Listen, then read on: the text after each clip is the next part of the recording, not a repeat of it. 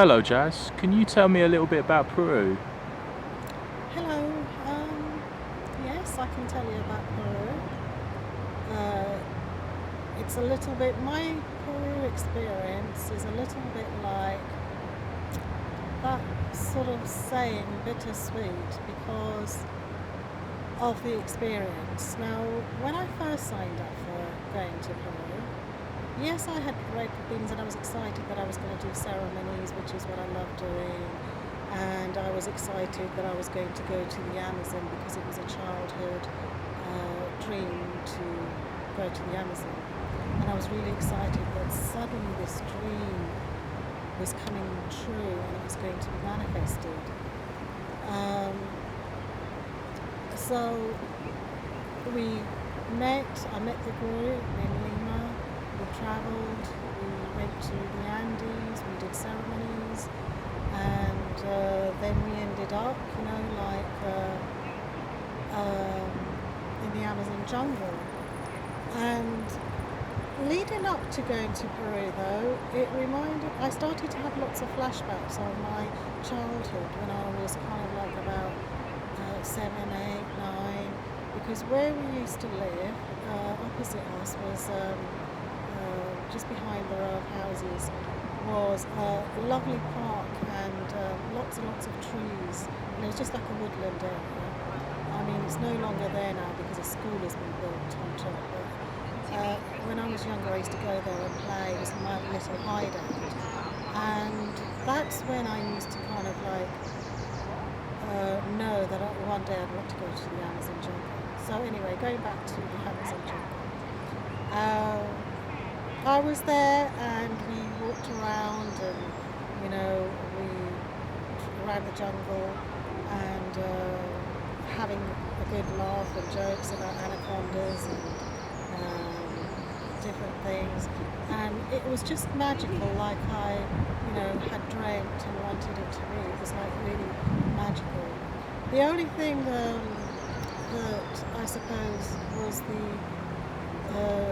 deep, challenging, traumatic experience was the ayahuasca.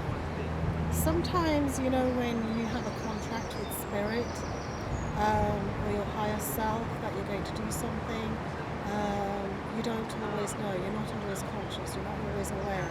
It's done on a very sort of like spiritual level, so you may not consciously be aware on sort of like the lower vibration level.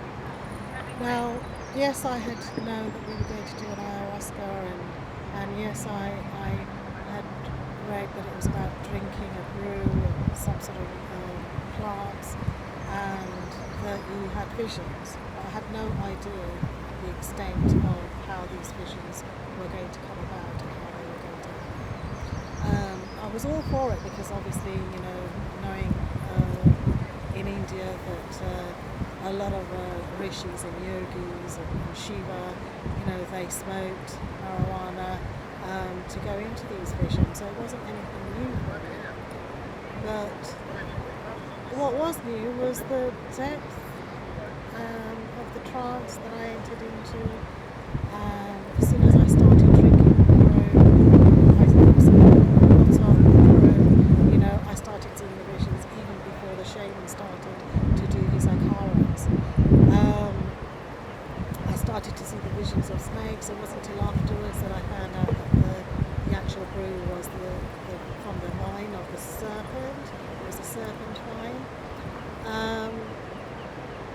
When I kind of started getting into the trance, and I got deeper and deeper, and right in front of me, like a domino effect, I started to go into all my past lives.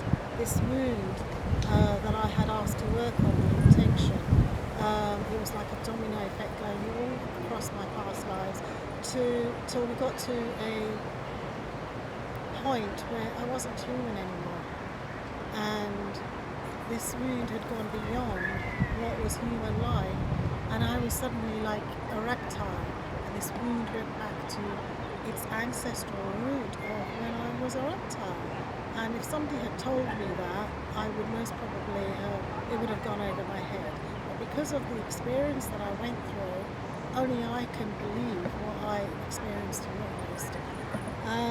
So anyway, coming out of that, well, while I was in the trance, I was aware that the Aikara was going on and the shaman was there.